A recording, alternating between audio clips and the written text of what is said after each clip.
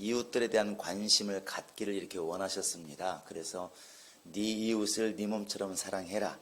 이가 내가 바로 이제 너에게 주는 계명이다 이렇게 말하고 있는데, 이웃까지는 너무 멀다 하더라도 내 옆에 앉아서 함께 예배하는 우리 집사님, 또 앞뒤에서 예배하는 집사님 정말 주님의 이름으로 사랑합니다 한번 이렇게 고백해 보시기 바랍니다.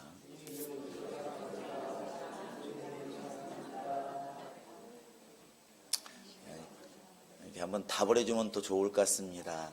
맞습니다. 예배하는 우리는 참 복 있는 자들입니다. 시작.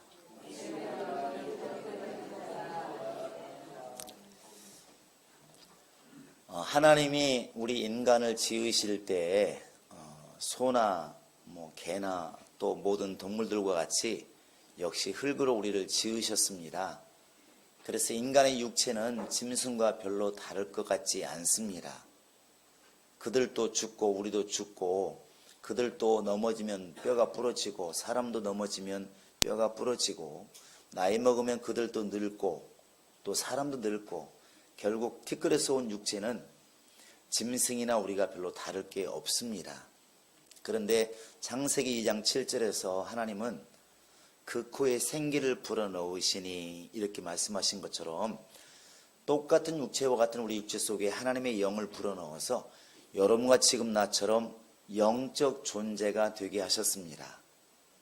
그때부터 우리는 하나님과 대화할 수도 있고 또 영원한 것을 사모하는 마음을 갖게도 되고, 영적인 것을 두려워하기도 하고 또 영적인 것에 대해서 관심을 갖기 시작한 겁니다. 이것이 바로 이제 짐승과 우리가 이제 다른 그런 부분이죠. 그런데 이 첫사람 아담이 이 육신의 삶 또 영의 삶을 갖다가 이렇게 온전하게 알았을지는 몰라도 그걸 소중하게 생각하지 못한 것 같습니다.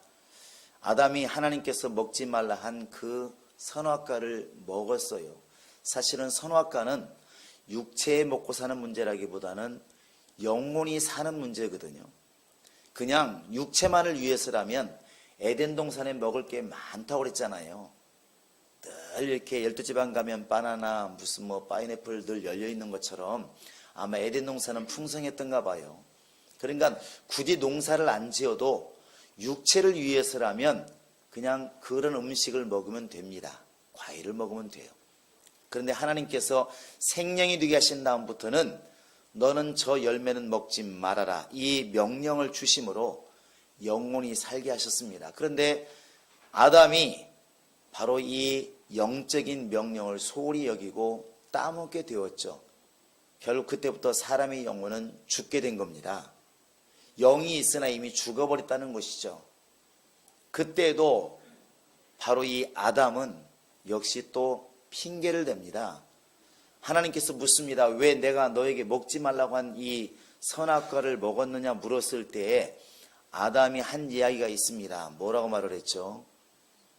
하나님 내가 범죄하였나이다 죄송합니다 이렇게 말할 것 같지만 그렇지 않습니다. 예나 지금의 남자들은 변명이 많습니다. 어떻게 변명을 합니까? 저 여자가 이렇게 말하기 전에 앞에 한 말 더 빠졌습니다. 어떻게 했죠? 하나님이 내게 주신 저 여자로 말미암아 내가 먹었나이다 이렇게 말을 해요. 내 잘못이 있다 없다? 누구 잘못이다? 가까이는 여자 잘못이고 더 크게 보면 하나님이 여자를 내게 주지 않았더라면 나는 범죄하지 않았을 것입니다. 이렇게 말을 해요. 그러나 하나님은 분명히 먹은 자에게 묻습니다. 아무리 권유를 받았던 유혹을 했던 먹은 사람이 잘못이잖아요. 해보시 바랍니다. 먹은 놈이 잘못이지. 결국 하나님은 그 말을 들으시고 아담의 변명을 들으시고 생각해보니까 내가 잘못했구나 이게 아니라 어쨌든 너는 먹었으니까 네 영은 죽었다는 거예요. 그 이후로부터 아담을 통해서 태어난 모든 인간은 영원을 사모하는 마음을 가지고 있지만 영원에 나아갈 길이 막혀버린 겁니다. 그게 바로 이제 죽었다 이렇게 말하는 것이죠. 아담은 그 이후로도 농사를 짓고 살았습니다. 그 이후로도 애도 낳고 살았고 열심히 살았어요. 그럼 뭐가 죽었느냐? 영이 죽은 겁니다. 영이. 하나님께서 보실 때 이런 상태로 가면 아담의 영, 그 모든 인류의 영은 다 지옥 갈 수밖에 없고 하나님하고는 다시 살 수 없는 길이 없는 것을 하나님은 아시는 거예요. 그래서 하나님께서는 바로 이제 인간에게 구원받을 길을 이렇게 예비하시는데 그게 바로 아들을 이 땅에 보내신 겁니다. 아들을 보내어서 어떻게 하셨느냐? 피 흘려 죽게 하셨는데 피 흘려 죽게 하신 우리 죄가 사함받게 하시고 우리로 하여금 하나님께 나올 수 있는 길을 열어놓으셨습니다. 이게 이제 히브리서는 새롭고 산 길이라 이렇게 말을 하죠. 그런데 오늘 말씀 측면에서 본다면 아들이 이 땅에 오셔서 하나님의 은혜를 베푸신 게 뭐냐면 아들의 영을 우리에게 주신 겁니다. 할렐루야. 이 아들의 영을 우리에게 주심으로 하나님을 아버지라 부를 수 있는, 다시는 하나님께 다가갈 길이 없었는데 바로 하나님을 아버지라 부를 수 있는 엄청나게 가까운 관계로 회복이 된 것입니다. 예수님이 이 땅에 오셔서 여러분과 나에게 또 인류에게 베푸신 은혜가 뭐냐면 양자의 영을 주신 거예요. 그래서 여러분과 지금 나는 하나님을 아버지라 부르게 됩니다. 우리 한번 갈라디아서 4장 6절을 보시기 바랍니다. 자, 갈라디아서 4장 6절입니다. 자, 같이 읽어보시기 바랍니다. 시작.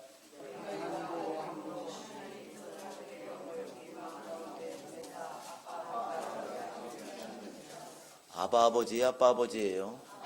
큰 상관없습니다. 아빠라든 아빠든. 근데 우리가 지금 하나님을 아빠, 아버지 이렇게 부를 수 있는 것은 분명히 조건이 있습니다. 하나님이 무엇을 주어서 우리에게 아들의 영을 주어서 하나님을 아버지라 부를 수 있는 것.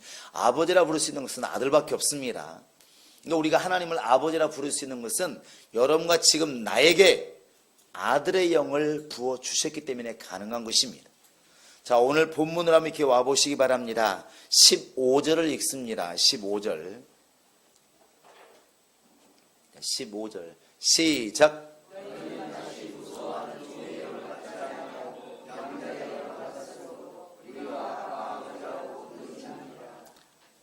자, 우리에게 뭘 주었으므로? 양자의 영을 주었으므로. 아까 갈라디아서는 무슨 영을 주었으므로? 아들의 영을 주었으므로. 그러면 아들의 영을 받았어도 하나님을 아빠 아버지라 부를 수 있고 아들의 영을 받아도 하나님을 아빠 아버지라 부를 수 있어요. 결국 같은 아들이란 뜻이잖아요. 그래서 아들의 영과 양자의 영은 같은 영입니다. 양자의 영을 받았다 해도 맞는 것이고 아들의 영을 받았다 해도 맞는 거예요.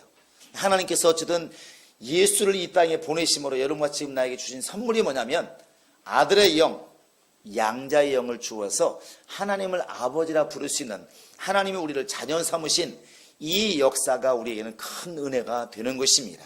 자, 나는 하나님의 자녀다. 시작. 나는 하나님의 자녀다.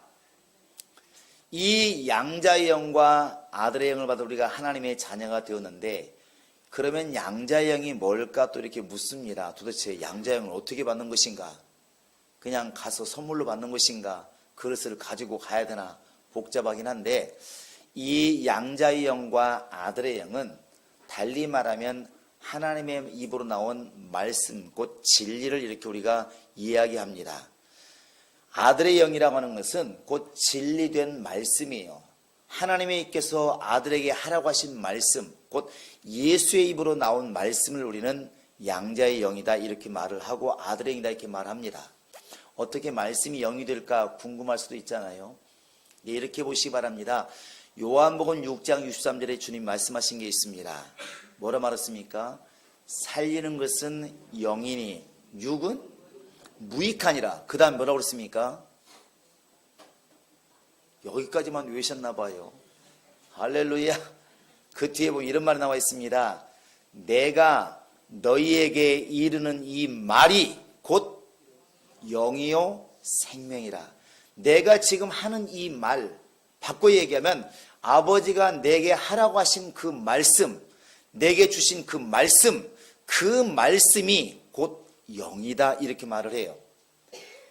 예수의 입으로 나온 말씀이 곧 영입니다. 우리는 그것을 그래서 진짜 말씀이기 때문에 진리다 이렇게도 말을 하기도 하죠.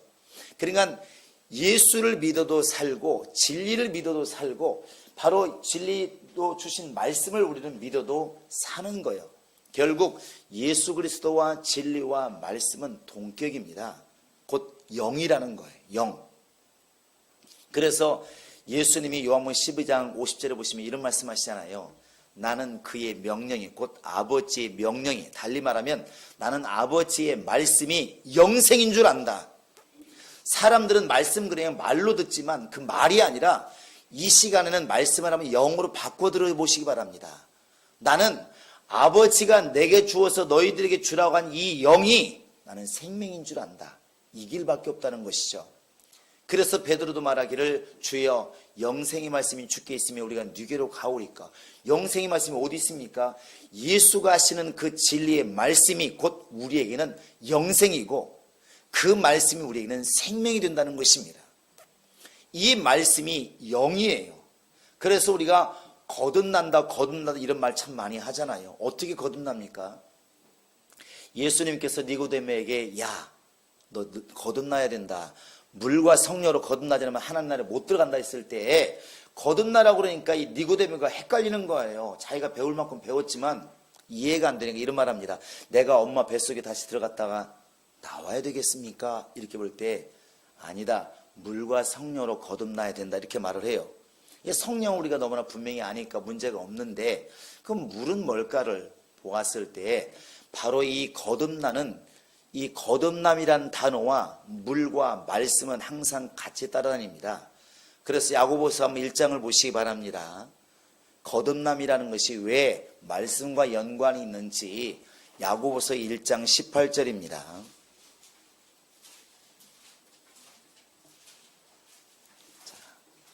같이 읽겠습니다. 시작.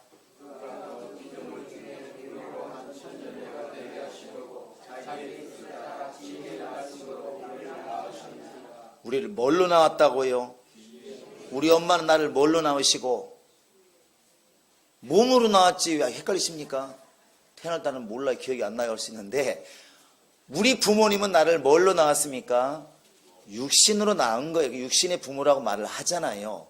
그러면 주님 말씀하신 것은 이게 아닌 게 분명합니다. 왜 거듭나라고 그랬으니까 다시 태어나라고 그랬으니까 다시 태어나는 거 어떻게 태어납니까 했을 때 말씀이 오늘 말씀 야고보서 1장 18절에 진리의 말씀으로 우리를 낳으셨느니라 이렇게 말을 해요. 사람이 거듭나는 것은 말씀입니다. 그냥 말씀이 아니라 선조들의 말씀이 아니라 하나님의 입으로 나온 말씀 곧 예수 그리스도 아들을 통해서 나온 그 말씀이 우리를 거듭나게 하는 거예요. 여러분과 지금 내가 거듭났다고 하는 것은 예수의 입으로 나온 그 아버지의 말씀 곧 그 영을 우리가 받아들인 것입니다. 그래서 거듭난 거예요. 하나님의 자녀로 태어난 것입니다. 죄인에게서 이제 하나님 자녀가 된 것입니다. 할렐루야. 그래서 말씀이 우리를 거듭나게 한 것입니다. 그게 영이라는 것이죠. 자, 우리 베드로전서 1장을 보시겠습니다. 베드로전서 1장 23절을 이렇게 같이 읽습니다.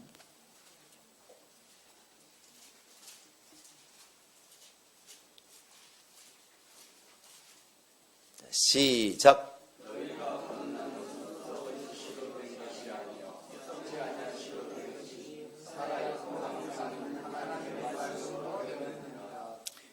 너희가 거듭난 것은 딱 이렇게 정의를 내려주시는데 어떻게 해서 거듭난 것이라? 썩은 씨로부터 너무 멀으니까 결론만 도출하면은 항상 살아있는 하나님의 말씀으로 거듭난 것이니라. 우리 스스로가 내가 어떻게 하나님의 자녀가 되었을까? 어떻게 내가 하나님의 나라 간다고 자신 있게 말할 수 있을까? 내가 어떻게 하나님 편에 서게 되었을까? 어떻게 내 영이 살게 되었을까 했을 때 항상 살아있는 말씀으로 내가 거듭났다. 영생의 말씀으로 거듭났다. 이게 바로 성경이 정의를 내려준 것입니다. 그래서 우리는 말씀이 영이라는 사실을 알아야 되고 나를 거듭나게 만든 그 영이 진리의 말씀이라는 것을 우리는 늘 기억하셔야 됩니다. 이 말씀은 사람들의 교훈도 아니고 생명을 담고 있는 하나님의 영이라는 거예요. 그래서 하나님 말씀을 들으면 예수님께서 말씀하지 않습니까? 내 말을 들으면 죽은 자도 살아나리라. 내 말을 듣는 자는 살아나리라. 바로 이 말씀이 사람을 살리는 영이라는 사실입니다. 할렐루야. 그래서 양자의 영, 바로 아들의 영, 이렇게 말할 때 어떤 영일까 우리는 궁금해하지만 그것이 아들의 입을 통해서 나온 영, 곧 하나님의 말씀 진리라는 것을 이렇게 우리가 알 수 있다는 것이죠. 그래서 여러분과 지금 나는 사는 방법은 딱 하나입니다. 진리를 전하시는, 생명을 전하시는 아들의 영을 우리에게 전하시는 그 말씀을 들을 때 살게 되는 것입니다. 내 영혼아 하나님 말씀에 순종하자. 시작. 내 영혼아 하나님 말씀에 순종하자. 그것이 우리가 사는 방법이에요. 그래서 말씀을 거역하면 살 길이 없는 것이고, 말씀을 받아들이지 않으면 살 길이 없는 것이고, 이 말씀에 순종할 때만이 우리 영혼이 거듭나 살 수가 있는 것입니다. 여러분 이후로도 주의 말씀에 관해서는 늘 순종하는 믿음이 있기를 주님의 이름으로 부탁을 드립니다. 그러면 이 양자의 영과 아들의 영과 성령은 어떤 관계일까 보면, 자 우리 한번 16절 한번 읽어보겠습니다. 16절 시작. 성령이 친히 우리의 영과 더불어 우리가 하나님의 자녀인 것을 증언하시나니, 우리의 영과 성령을 이렇게 구별해서 말씀하고 있습니다. 우리를 증거해 주신다 이렇게 말하고 있는데, 자 14절을 또 읽습니다. 시작.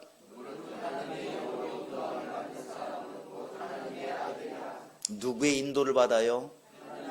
성령의 인도를 받아요. 아빠 아버지를 부를 때는 무슨 영을 줬다고 그랬습니까? 금방 또 혼란스러우시나요? 아들의 영을 주었다고 그러잖아요.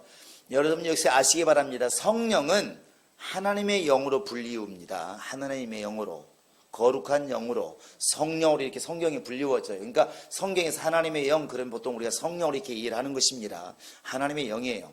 그런데 성령은 우리 안에 오셔서 뭐 하시냐면 우리를 이끌어 가십니다. 진리 가운데 너를 인도하시리라 그랬어요.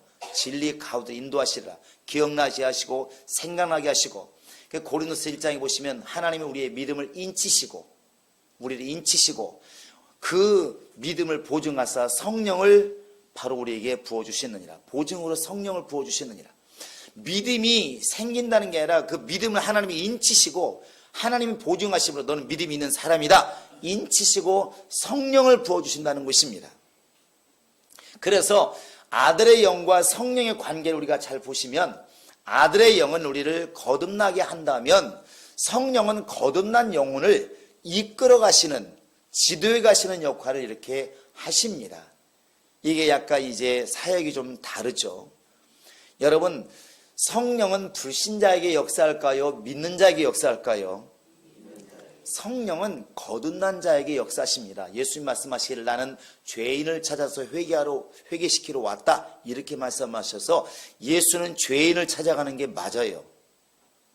예수는 죄인들 찾아 불러서 회개시키러 오셨으니까. 그런데 성령은 아닙니다. 성령은 예수 믿고 거듭난 들 속에서 역사하시는 겁니다. 그래서 마가다락방에는 불신자가 있었을까요? 믿는 자가 있었을까요? 믿는 자가 있는 것입니다. 그 속에 성령이 임하시는 거예요. 너희가 예수를 믿고 회개하면 하나님께로부터 기쁜 날이 임할 것이요, 그 성령이 임하시는 거예요. 제자들에게 성령이 임한다고 말씀하고 있는 것이지 불신자에게 성령이 임한다고 하지 않습니다. 이게 이제 사역이 다른 거예요. 그래서 아들의 영을 우리가 받으면, 우리가 예수를 제대로 믿게 되면 하나님의 자녀라는 걸 알게 되고 구원이라는 것을 받게 됩니다. 그 심령을 어떻게 하나님의 뜻대로 살고, 어떻게 믿음대로 살고, 어떻게 하면 하나님을 기쁘시게 하면 살 수 있을까, 그걸 이끌어 가시는 것이 성령이에요. 그래서 성령 이렇게 우리가 얘기할 때는 항상 인도라는 말이 거의 붙잖아요. 성령이시여 나를 인도하소서 기도하기도 하고, 또 사도행전을 보시면 성령이 그들을 이끌어 간지라, 성령의 인도를 받아, 성령의 지시를 받아, 이런 말들이 나오는 것은 성령은 거듭난 사람들을 데리고 가시고 이끌어 가셔요. 아들의 영은 우리를 죄인에게서 하나님의 자녀로 거듭나게 하시고 바뀌게 하시고 우리 신분을 완전히 바꿔주시는 분이 바로 이제 아들의 영이에요. 여러분과 지금 나는 아들의 영을 받아서 하나님의 자녀가 되었고, 매 순간 어떻게 살아갈지를 모를 때 우리를 인도하시는 성령을 이렇게 선물로 받았습니다. 할렐루야. 이것이 능력이에요. 당연히 우리가 양자의 영을 받았으면 신기한 결과가 뭐냐면 하나님을 아버지라고 쉽게 부르는 거예요. 한번 해보실래요? 하나님 아버지 또는 아버지 하나님. 여러분, 이것이 희한하게도 우리가 거듭나게 되면 아무런 이렇게 부작용이 없어요. 부담감도 없고. 근데 처음으로 교회 나온 사람들이라든지 예수 안 믿는 사람에게 한번 따라 해봐, 하나님 아버지, 그러면 말을 안 하잖아요. 이게 어색한 거예요. 뭐가 어색해? 그런데 예수를 제대로 영접하고 말씀을 받아들이기 시작하면 그냥 입에서 나오는 것이 하나님 아버지 딱 편하게 나와요. 그리고 세상 사람은 모르는데 교회 다니는 사람들은, 또 예수를 제대로 믿는 사람들은 성령의 막 충만함을 기도하는 거예요. 주여 나를 이끄셔서 주의를 감당케 하시고 직분도 감당케 하시고 나를 충만케 하셔서 아버지를 좀 감당하게 하소서, 나를 진리 가운데 충만케 인도하소서, 이런 기도를 우린 주님께 하게 됩니다. 그때는 성령의 인도라는 것이죠. 여러분과 지금 나는 이 양자의 영을 받아서 거듭나고 성령을 받아서 인도받는 이 삶을 여러분 다 두 가지 다 잘 이렇게 이룰 수 있기를 바랍니다. 그 다음에 이제 우리가 보시면 이제 그렇게 되면 하나님의 자녀가 되었으니까 모든 게 끝나냐, 뭐가 달라지는데, 뭐가 바뀌는데 이렇게 할 수 있는데, 사실은 이때부터가 우리가 중요합니다. 아까 우리가 이렇게 아담이라는 사람이 사실은 짐승이나 동물이나 나나 다 땅에 티끌로 만들었기 때문에 달라진 게 없잖아요. 그런데 아담만큼은 알아야 될 게 뭐냐면 나는 저들과 다르다. 뭐가 다릅니까? 나에게는 하나님 부어주신 영이 있다. 영적 존재다. 이걸 분명히 잊지 말아야 되는 것이 아담의 본분이에요. 근데 그걸 망각하면 죽는 겁니다. 개와 소와 뭐가 다를 게 있겠습니까? 오늘날 여러분 같은 원리를 한번 생각해 보시기 바랍니다. 영이 다 죽었어. 원래 영이 없던 것과 똑같은 상태가 되었다고 생각할 때 하나님이 우리에게 다시 아들의 영을 부어 주어서 우리로 하여금 살게 만들었는데, 다시 아담에게 생기를 불어넣어서 생명이 되게 하신 것처럼 여러분과 지금 나를 살게 하셨는데, 우리는 자칫 잘못하면 이렇게 생각할 수 있습니다. 안 믿는 사람이나 믿는 사람이나 거듭나지 않는 사람이나 거듭난 사람이나 똑같이 밥 먹고 똑같이 생각하고 똑같은 집에 사니까 뭐가 다른데, 이럴 수가 있다는 것이죠. 똑같다고 생각하는 거예요. 그러면 나는 그렇게 생각해서 그렇게 살아갈지 모르겠지만 누가 서글퍼 하시겠습니까? 하나님이 서글퍼 하시는 겁니다. 왜? 너는 지금 똑같은 음식을 먹고 똑같은 모습을 하고 똑같은 집에 살고 있어도 너는 다른 놈이야. 이렇게 지금 주님께서 깨우쳐 주시고 알게 하시는데, 우리가 그걸 깨닫지 못하고 자꾸만 똑같은 사람이라고 생각하면 신분을 망각했다는 것이죠. 여러분, 과거에 보면은 이렇게 사극이나 이런 영화를 보시면 왕이 있습니다. 감히 접근하지 못하는 오만 왕이 있지 않습니까? 거 누구 없느냐? 그러면 그냥 네 하고 달려올 정도로 엄격한 왕이 있습니다. 저는 죽이라고 하면 죽이는 것이고. 근데 그때 뒷뜰에서 놀고 있는 꼬마가 있잖아요. 누구예요? 우리는 아니야, 분명히. 대답이 없는 거 보니까. 이건 왕세자라고 말하기도 뭐 세자라고 말하잖아요. 세자. 그래서 어릴 때부터 아버지가 갑자기 왕이 무슨 일이 생기면 대를 이어 왕이 될 사람을 세자 이렇게 보통 말하는데, 세자들이 무슨 뭐 태어날 때도 왕으로 태어납니까? 세자 책봉이 된 것이죠. 그런데 그 아이들이 뭐 7살, 8살 먹어서 이웃집에 있는 대감 아들하고 뭐가 다릅니까? 똑같아요. 그런데 다른 게 뭐냐면 정신이 다른 거예요. 계속 주입시킨 게 뭐냐면 당신은 왕이 될 사람입니다. 함부로 처신해서는 안 됩니다. 행동도 그렇고 말도 그렇고. 그러다 보니까 애들이 벌써 7살, 8살만 보면 진짜 그런지 모르겠지만 사극에 보시면 대신들이 막 그러잖아요. 세자 좋아. 아이 그러면 안 됩니다. 헤이! 그러면 세자 어떻게 해요? 내 이놈! 무언하모도다! 이러잖아요. 말도 고 애기 말소리 진성이한테 시켜봐야 되는데 내 이놈 무엄하도다. 네가 감히 어디 앞이라고 이러잖아요. 애기가. 그 어른 60 먹고 70 먹은 그 대감 앞에서. 근데 그 앞에서 대감이 어떻게 해요? 어린 놈의 새끼가 이렇게 합니까? 그렇게 안 하잖아요. 쩔쩔매죠. 한 번만 용서해달라고 벌벌 키고. 그 아이, 그 7살, 8살, 10살 먹은 그 아이의 위험을 여러분 잘 보시면 위험이 어디서 나오나요? 자기가 세자라는 것을 알고 있는 거기에서 힘이 나오는 겁니다. 지금 우리들 만약에 7살 먹은 8살 먹은 진성이 되다가 아빠 엄마 할아버지 없는 데서 이놈의 새끼가 그래 보세요. 애가 비 팍 주어 영영 울지. 이게 다른 거예요. 하나님이 원하시는 것은 같은 공간에 같은 음식을 먹고 같이 살고 있고 모양이 같아도 우리가 다른 존재라는 것을 알기를 원하시는 것입니다. 그것이 자각의 능력인 것이고 믿음의 능력인 겁니다. 이걸 우리가 망각해버리면 불신자는 나나 뭐가 다른데 이렇게 간다는 것이죠. 결국 세상 것을 사랑하다 망할 수밖에 없는 것입니다. 여러분, 사람과 오랑우탄, 침팬지 뭐가 다른가요? 생물학적인 접근해보면 거의 98%의 유전자가 같다고 그러잖아요. 그냥 몸으로만 보면 침팬지와 오랑우탄이라든지 원숭이가 어찌 보면 우리 가족과 같은 거예요. 거의 똑같아요. 근데 우리는 같다고 생각을 안 하잖아요. 왜? 다른 게 있다는 것입니다. 우리는 영적 존재이고 또 같은 영적 존재라도 우리는 하나님의 자녀라는 것이 분명히 있습니다. 이걸 망각해버리면 영적 생활이 힘이 안 나는 거예요. 분명히 하나님은 자격을 주었는데 이게 이론으로만 와 있고 실제로 와 있질 않으니까 기쁨도 없고 소망도 없고 능력도 없고 이런 일들이 막 벌어지게 되는 것입니다. 여러분, 우리가 양자영을 받았다는 것이 그냥 이론으로 끝나는 것이 아니라 하나님께서 보실 때는 아들을 희생시켜서 우리를 살리신 겁니다. 어마어마한 거라고요. 여러분과 지금 내가 양자영을 받아서 하나님의 자녀가 되었다는 것은 어마어마한 약속이 주어져 있는 거잖아요. 우리 한번 오늘 말씀 17절을 한번 읽어보시겠습니다. 자, 17절입니다. 자, 시작.